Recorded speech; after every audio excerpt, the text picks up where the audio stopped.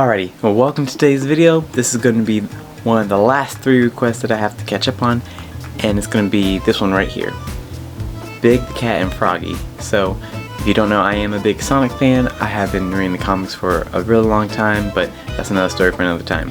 Let's get to the drawing. Hopefully you enjoy.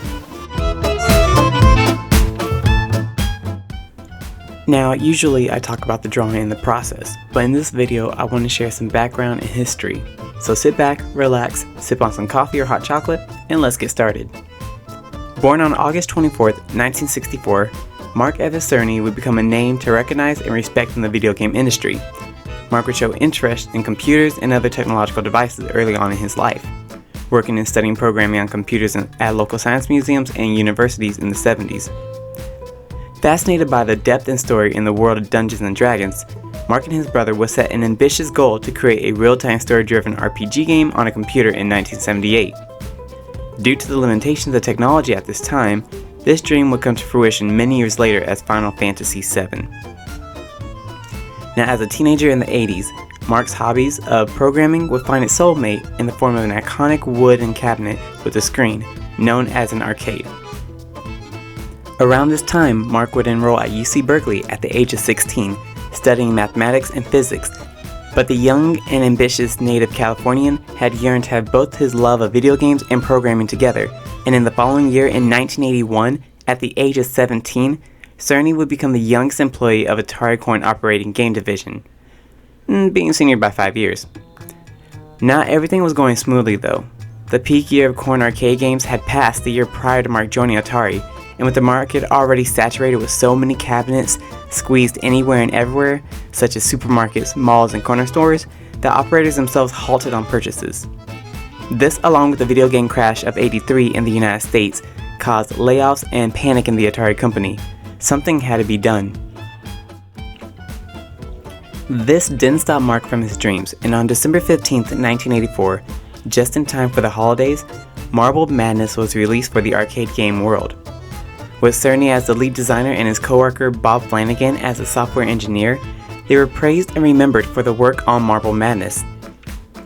The game was rated for its uniqueness in level designs, pulling inspirations from MC Escher, mini golf courses, and racetracks.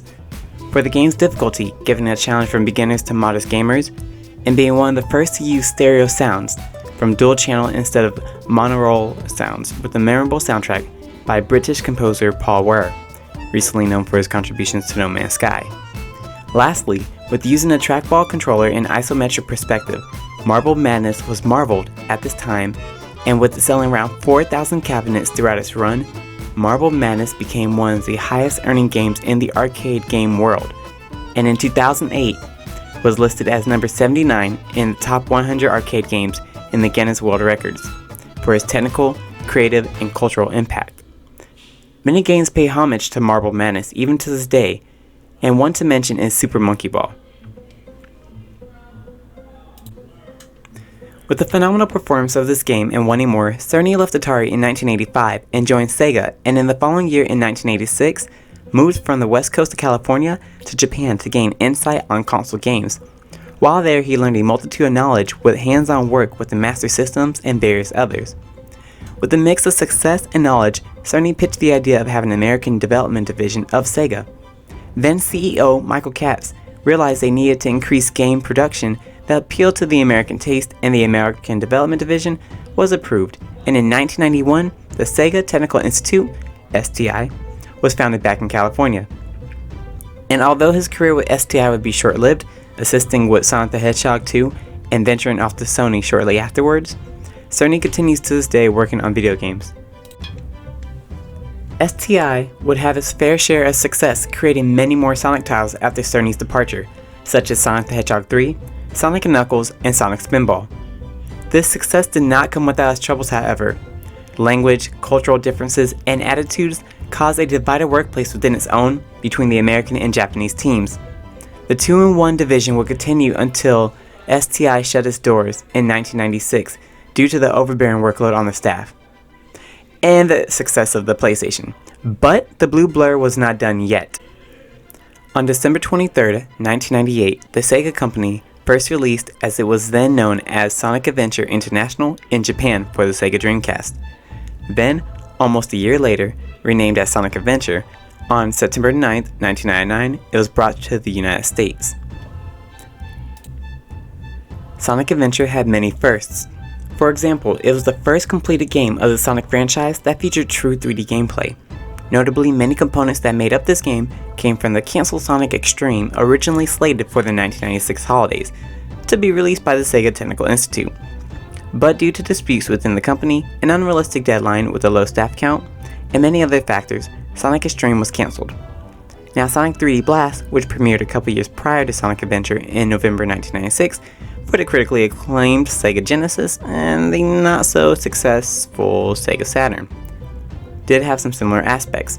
Sonic Adventure featured isometric perspectives, just like Marble Madness, which allowed the audience to see viewpoints that were not shown in previous perspectives, such as the top-down angles like the 1986 Legend of Zelda or the side view from the 1983 Super Mario Bros. Second example. This was the first time in a Sonic game to have advancements in voice acting, dialogue, and a story-driven plot. Now with the game first released in Japan, the voice actors and actresses had to, well, speak Japanese.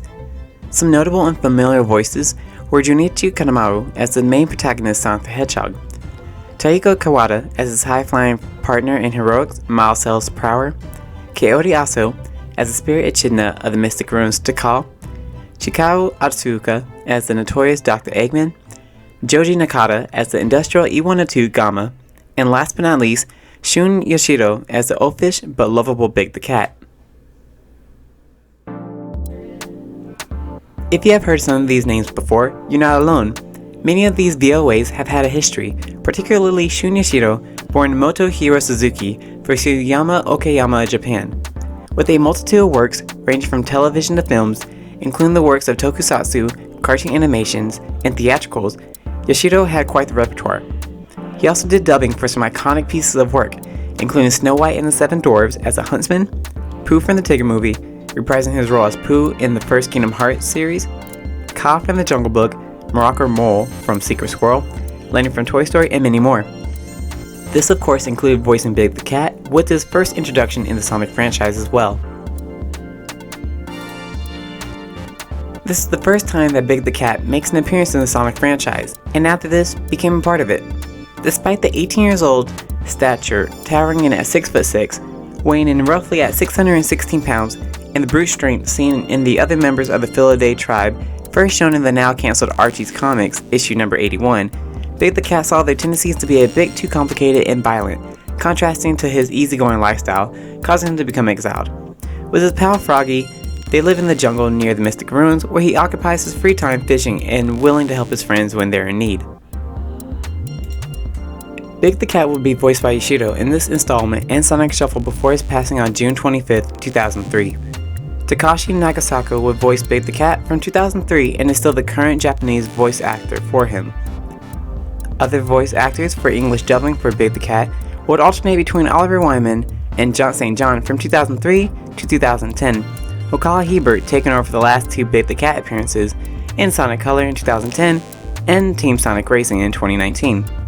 For the odd reason, probably due to the syndication of the show Sonic X, the one and only time we see French dubbing for the character would occur with the French voice actor Antoine Newald for Big the Cat.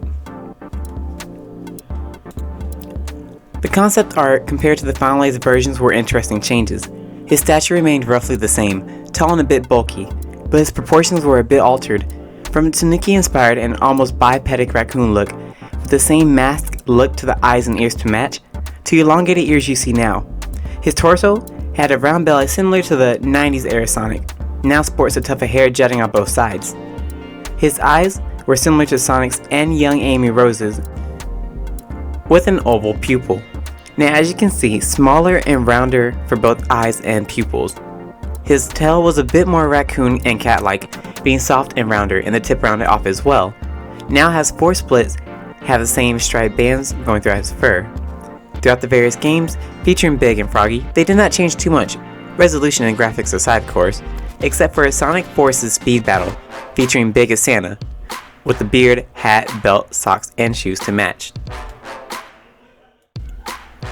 For the last example, Sonic Adventure was also the first time that Jun Sanaue, songwriter and lead guitarist for the band formerly known as Sons of the Angels, now known as Crush 40, had been selected to be the lead composer and the sound director for Sonic Adventure. With previously assisting with jingles, melodies, and other pieces in Sonic the Hedgehog 3, Sanaue, along with the other members in Crush 40, had been with Sega since the game debuted in 1994 and are still with them to this day. Finally, with selling just over 2.5 million units all over the world, with 1 million in just the United States alone, Sonic Adventure became the best-selling Dreamcast game ever, followed by Crazy Taxi, ported from the Sega Naomi to the Dreamcast, with just being shy at 2 million units. On June 23, 2001, the long-awaited sequel to Sonic Adventure, Sonic Adventure 2, was released. Now I can go on about the sequel and the future ports of Sonic Adventure and discrepancies and all this other stuff, but that's for another time. Right now, I want to thank you all so much for watching and listening, and if this is something that you'd like, if I should do more things like this, please let me know. I had a lot of fun during this research and learn more about this game in particular, about this character, and all that jazz. But in the meantime, peace, love, and hot sauce, and of course, thanks for watching.